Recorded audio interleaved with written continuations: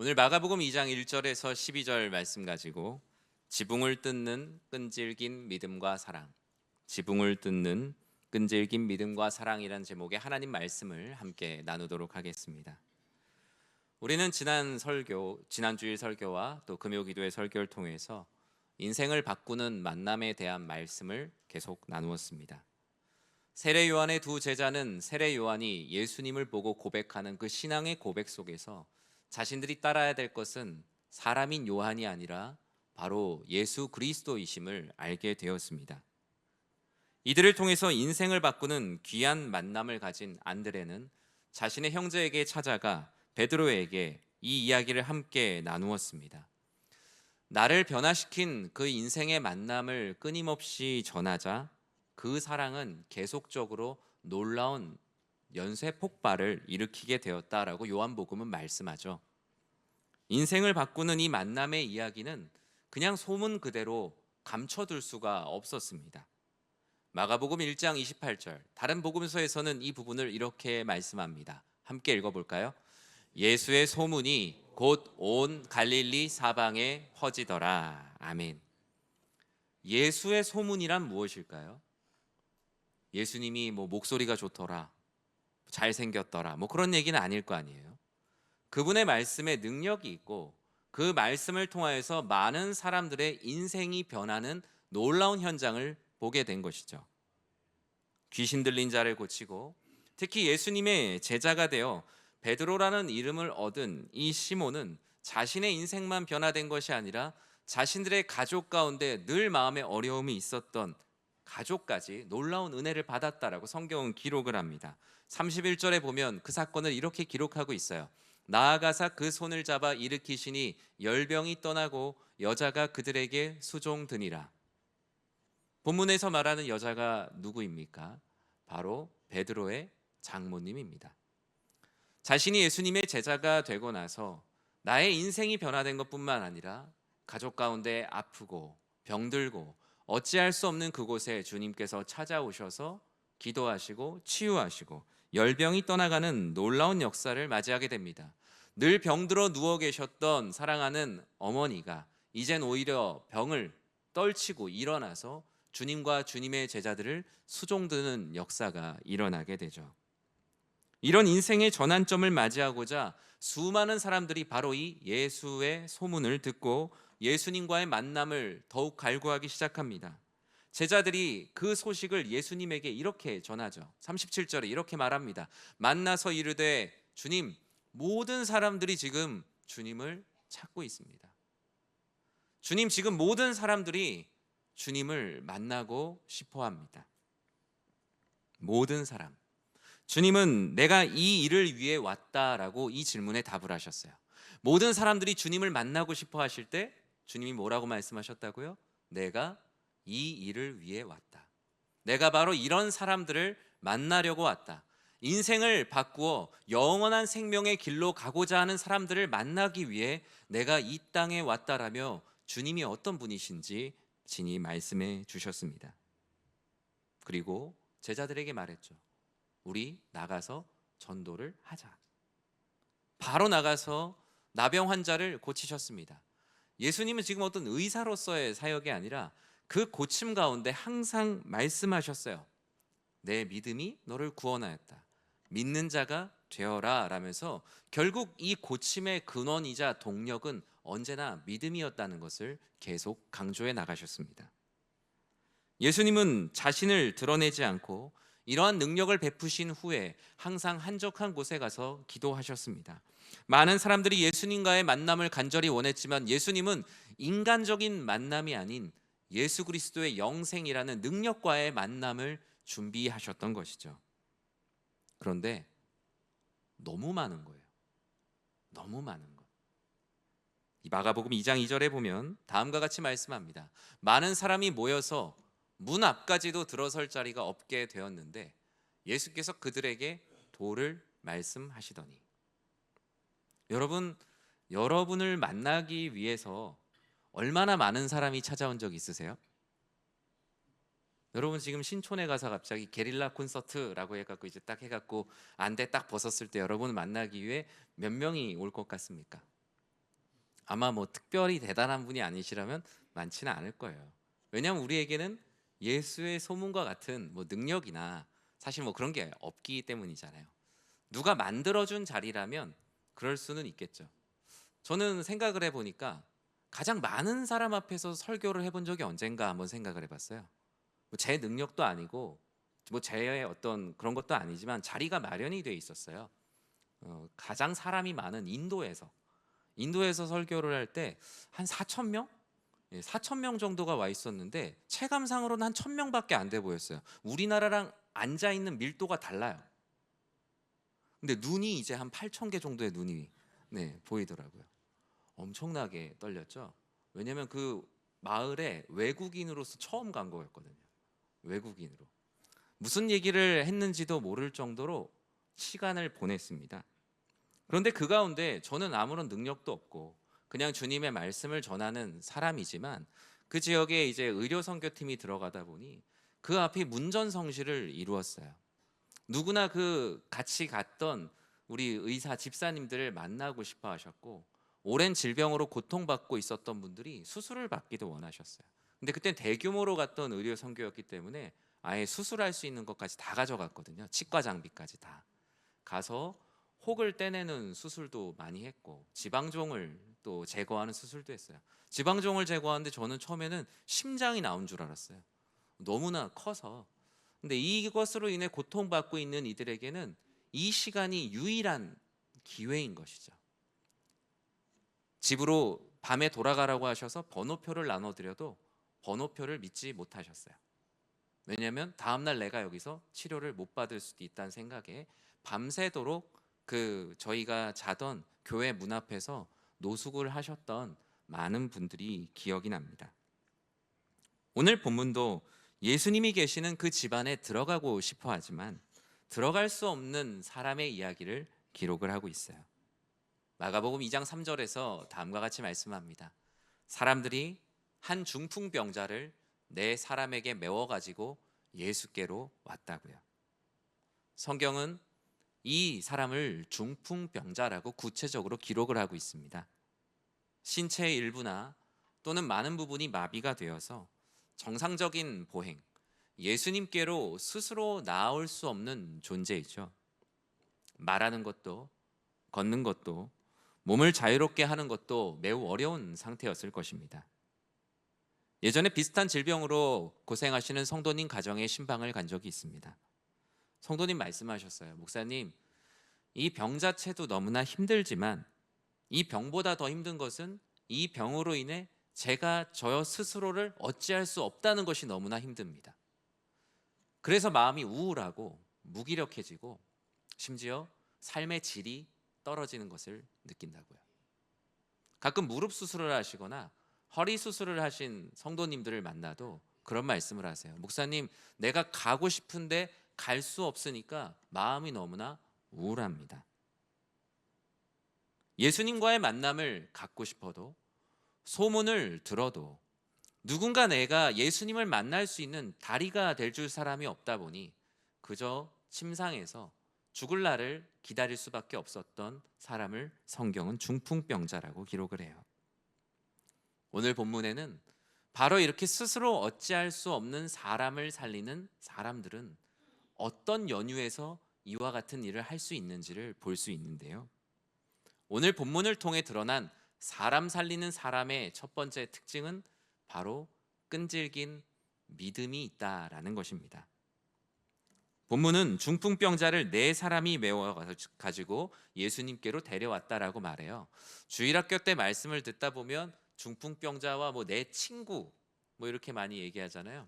사실 근데 친구인지 아닌지는 알 수가 없습니다. 친구가 아닐 수도 있고 뭐 마을 사람일 수도 있고 가족일 수도 있고 어찌 됐든 제일 중요한 것은 이 영혼을 사랑하는 네 사람이었다라는 것이죠. 한 사람이 네 사람을 메워서 왔다. 어떤 장면을 여러분 그릴 수 있겠어요? 한 사람을 네 사람이 메워서 오려면 여러분 어떻게 왔겠어요? 우리 운동회 할 때처럼 무슨 기마를 이렇게 태워서 왔겠어요? 아니겠죠. 아마 그 침상을 아니면은 간이 들 것에 들고 왔을 것입니다. 같은 장면을 누가복음에서는 다음과 같이 기록을 하고 있어요. 한 중풍병자를 사람들이 침상에 메고 와서 예수 앞에 들여놓고자 하였다. 그러나 라고 말하죠. 사람들은 이 중풍병자가 병들어 죽을 수밖에 없었던 그 문제의 자체였던 침상 자체를 그대로 들고 왔다라고 기록을 합니다. 따로 씻겨서 멋진 모습, 아름다운 모습으로 데리고 온 것은 아닙니다.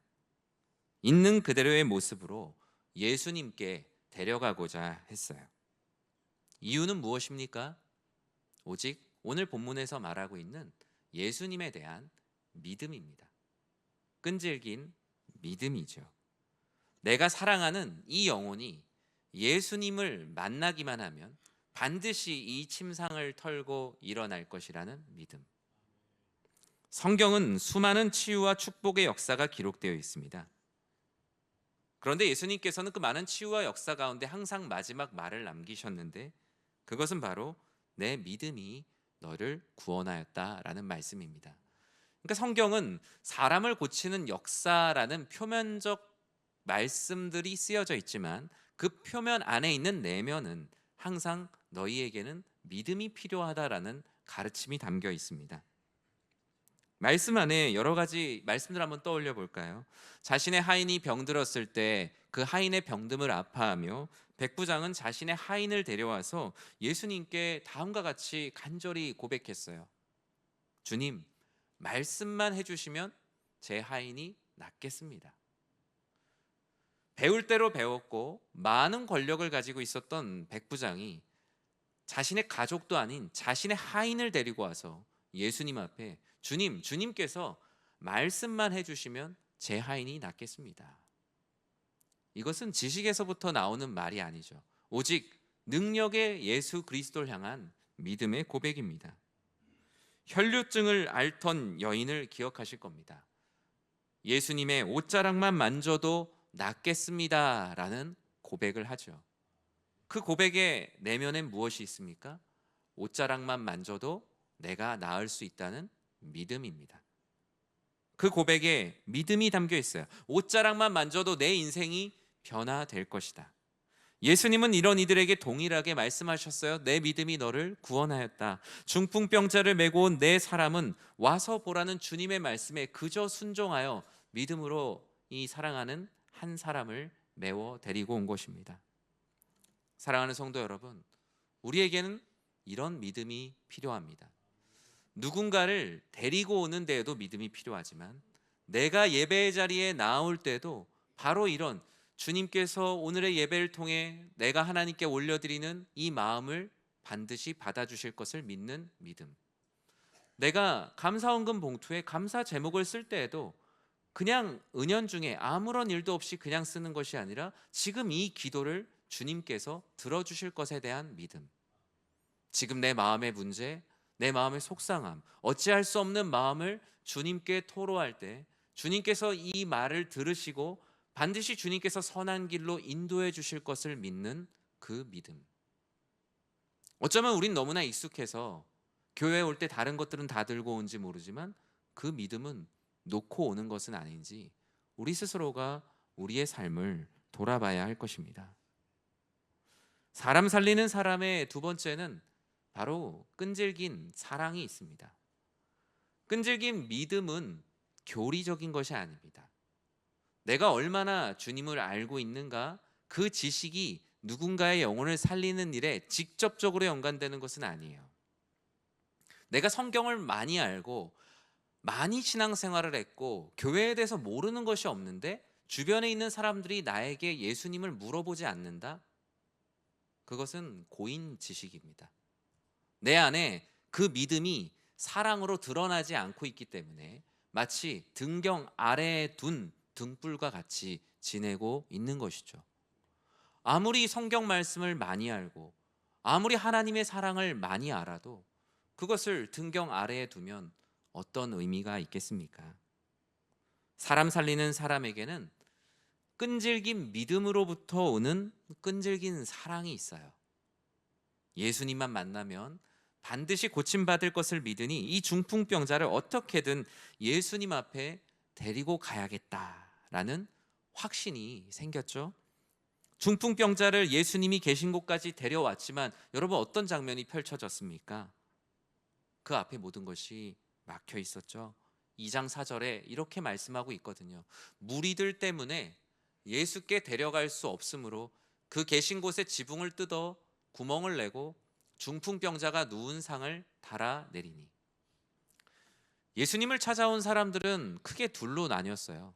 정말 예수님을 그리스도로 만나고 싶은 사람들, 또는 예수님이 하시는 일의 놀라운 역사를 하나의 그냥 이벤트로 보고 놀라워하려고 하는 그냥 그저 그런 무리들.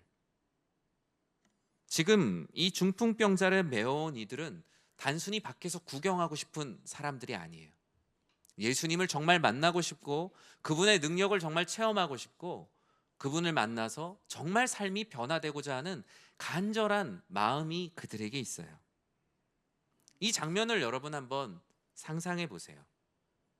유명한 화가 제임스 티소는 자신의 작품 중풍병자를 고치심이라는 제목으로 한 작품을 이렇게 그렸어요. 그림 가운데 있는 중풍병자는 자신은 아무것도 할 수 없는 무력한 존재라는 것을 드러내기 위해 이 그림을 보면 가운데서 중풍병자가 지붕을 뚫고 내려오면서 양손을 다 벌리고 있어요. 저는 아무것도 할 수 없습니다. 그런데 그 중풍병자가 내려오는 장면에 주변에 있는 사람들의 반응이 어땠을까요?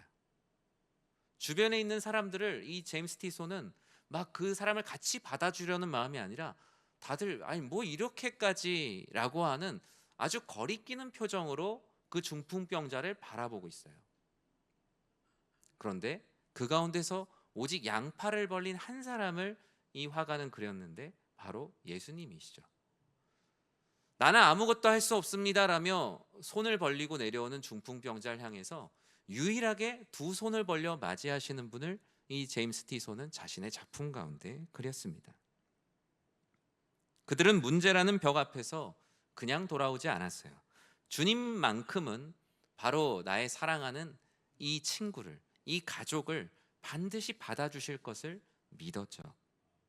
물이라는 장애물은 사람 살리는 사랑이라는 과정의 장애물, 그 이유도 되지 않았어요. 과정일 뿐이었어요. 그래서 그들은 어떻게 했습니까? 무리 가운데 막혀있자 그들은 지붕을 뜯었습니다.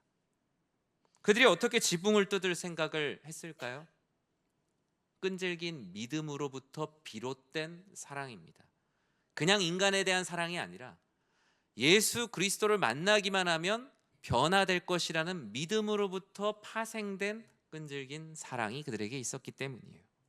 한 영혼의 치유와 구원을 위한 이 믿음으로부터 시작된 사랑은 집에 누워있는 사랑하는 형제를 침상째 뽑아서 들고 왔습니다. 무리들로부터 가로막혀 있을 때 그 사이를 헤치고 왔어요. 그리고 앞이 가로막히자 오히려 위를 향하여 지붕을 뜯고 사랑하는 형제가 주님을 만나도록 노력했어요. 무엇입니까? 바로 끈질긴 사랑입니다. 이 끈질긴 사랑을 생각하면 당연히 이제 부모님이 생각이 나죠. 우리 부모님들이 우리 자녀들을 사랑하시는 그 사랑이야말로 하나님께서 우리를 얼마나 사랑하시는지에 대한 끈질긴 사랑을 볼 수 있는 아주 대표적인 예죠. 자녀들은 먹이지 않아도, 자녀들은 나는 안 먹어도 자녀들은 먹이려고 하는 그 열심, 나는 배우지 못해도 자녀들은 더욱더 가르치고자 하는 그 마음. 저는 우리 사랑하는 성도님들이 누군가를 주님의 은혜로 살리길 원한다면 주님을 향한 끈질긴 믿음과 그 믿음으로부터 파생된 사랑을 날마다 가지시길 주님의 이름으로 간절히 축원합니다. 무엇보다 이번 새생명 전도 축제를 하며 많은 분들이 아마 마음에 작정을 하셨을 거예요. 그 가운데 마음에 좀 무기력감을 느낀 분들도 있었을 거예요. 내가 한두 번도 아니고 10년, 20년을 기도하고 있는데 왜 저 영혼이 주님을 만나러 오지 않을까? 그리고 또 누군가에게 복음을 전하려고 하면, 또 모시고 나오려고 하면 얼마나 많은 장애물들이 있습니까? 그때마다 나를 사랑하시는 주님의 끈질긴 사랑을 기억하면 우리는 그 영혼을 위해 오늘도 다시 한 걸음 나아갈 수 있는 힘을 가질 수 있어요. 요한복음 13장에서 예수님께서 십자가에서 못 박히시기 전날 밤 예수님이 제자들을 얼마나 사랑하시는지 1절 말씀엔 이렇게 기록을 하고 있거든요. 우리 같이 한번 읽어볼까요?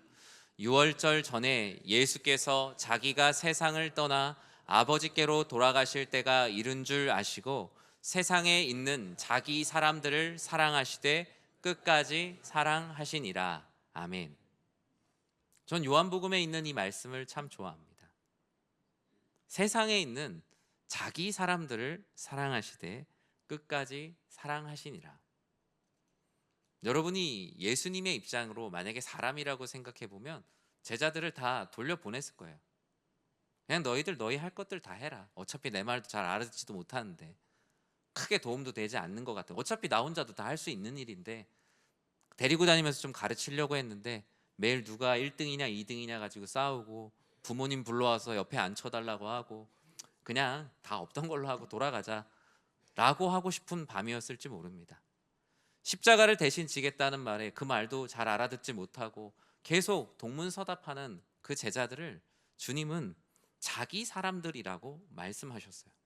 그리고 끝까지 사랑하셨다라고 말씀하셨어요. 이것이 바로 우리가 사랑하는 영혼들을 향한 주님의 마음을 품는 모습입니다.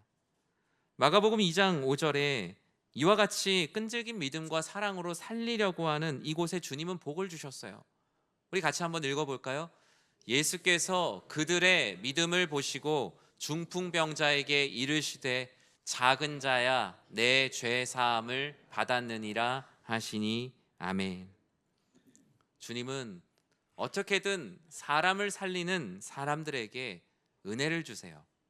오늘 본문에 기록된 사람 살리는 사람들에게 주시는 복은 영혼의 복된 만남을 허락하신다는 것입니다. 예수님은 중풍병자를 보시고 그의 겉모습이나 육체의 질병과 같은 드러난 문제보다 그 안에 있는 내면에 드러나지 않은 문제를 먼저 보실 수 있는 영적인 통찰력을 갖고 계셨죠. 많은 분들이 신앙생활을 처음 시작하는 계기들이 있습니다. 삶이 갑자기 어려워지거나 아니면 외롭거나 인생의 목적을 찾지 못했거나 아니면 가정에 정말 어려운 일이 있어서 무언가라도 붙들고 기도하고자 처음에 교회 오시는 분들도 계세요. 그런데 주님은 그 문제보다 더 큰 그들의 내면을 바라보고 계셨어요. 그 앞에 있는 문제는 내가 차차 너와 함께 해결할 것이니 지금 너에게 가장 중요한 것은 바로 예수를 그리스도로 만나는 이 진정한 인격적인 만남이 필요하다는 것이죠. 이처럼 주님을 의지하고 끈질긴 믿음과 사랑으로 누군가를 찾아가면 주님께서는 그 문제뿐만 아니라 우리가 알지도 못하는 우리 내면의 영혼의 복된 만남을 허락하신다는 거예요. 그게 바로 사람 살리는 사람들에게 주시는 복입니다. 2장 11절에는 그 복은 이와 같이 이어집니다. 내가 내게 이르노니 일어나 내 상을 가지고 집으로 가라 하시니.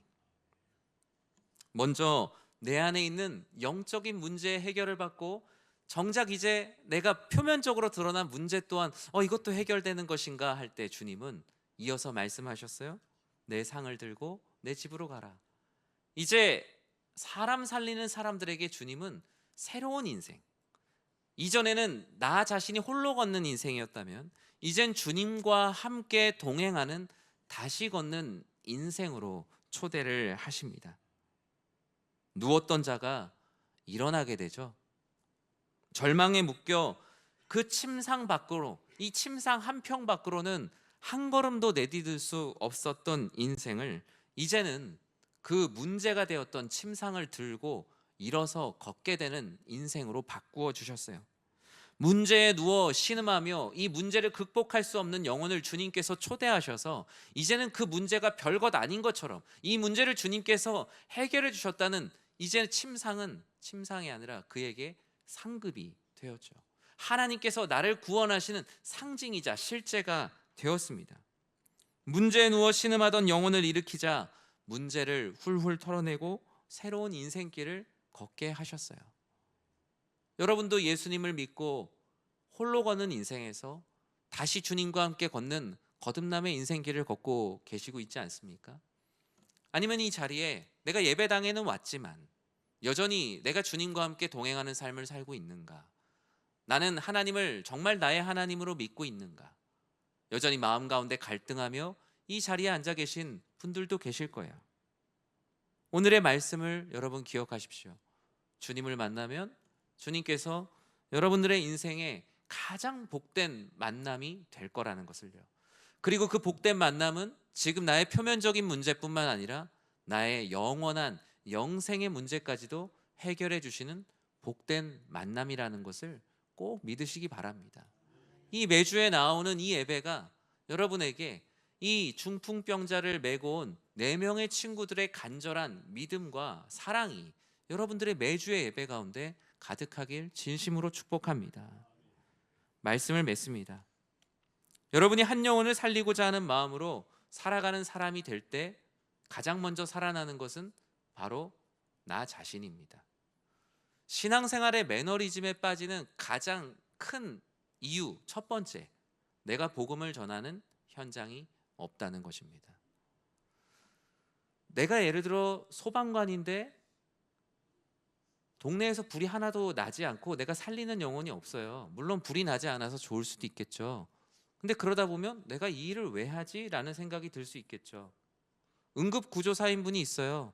물론 그런 위기 상황 가운데 처한 사람이 하나도 없어서 너무나 건강하고 행복한 도시가 되면 좋겠지만 많은 일들이 일어나고 있는 것 같은데 나는 여전히 나에게 구해달라는 사람은 아무도 없다고 생각한다면 내가 이 일을 왜 하는가에 대한 매너리즘에 빠지게 되겠죠. 우리는 사람 살리는 사람으로 주님께서 우리를 구원하셨어요. 그렇다면 우리는 우리의 자리에 있는 것이 아니라 누군가를 살리기 위해 나아가야 합니다. 누군가의 인생을 다시 걷게 하는 일에 우리는 쓰임받아야 하며 누군가의 영혼이 복된 만남을 가지도록 우리는 한 걸음 더 나아가야 할 거예요. 그것이 바로 끈질긴 믿음과 사랑으로 나아가는 삶. 그와 같은 한 영혼을 우리들이 마음에 품을 때 다른 사람들은 모르지만 주님은 두 팔 벌려 외면하지 않으신다라는 것. 그것을 우리는 반드시 기억해야 합니다. 그러면 우리는 스스로에게 날마다 질문을 던져야 돼요. 이 말씀을 통해서 던져야 될 질문은 나는 누군가의 지붕을 뜯고 있는가? 나는 누군가의 영혼 구원을 위하여 나의 희생과 헌신과 노력, 주님께서 나를 끝까지 사랑하신 것처럼 나도 그와 같이 누군가의 영혼 구원을 위해 지붕을 뜯고 있는가? 절망 가운데 있는 가족을 위해 그 문제의 침상에서 그냥 외면하고 있지는 않은가? 그 침상에 내 귀퉁이를 들고 어떻게든 가서 주님을 만나기 위해 지붕을 뜯는 열심이 내 안에 살아있는가? 믿음을 외면하는 형제, 복음을 들을 기회조차 갖지 못한 영혼을 위해 우리는 기도하고 있는가? 우리 말씀을 통해 우리 스스로를 돌아봐야 할 것입니다. 그리고 또 한 가지 감사해야 할 것입니다.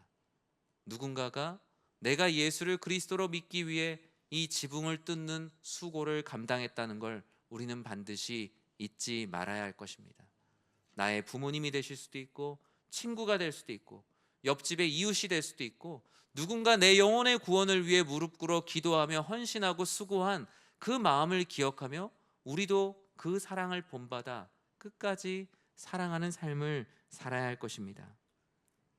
예수님을 만날 만한 사람으로 나를 치장하지 않아도 됩니다. 교회에 다닐 만한 사람으로 가면을 쓰고 오지 않아도 됩니다. 있는 그대로의 모습으로 자신의 침상을 가지고 오는 곳이 바로 교회입니다. 체면을 내려놓지 못하는 기도를 할 필요도 없으며 인생의 변화와 축복을 간절히 구하는 마음으로 솔직하게 나아오는 자리, 그 자리가 바로 우리의 예배, 우리의 삶의 현장이 되시길 주님의 이름으로 간절히 축원합니다.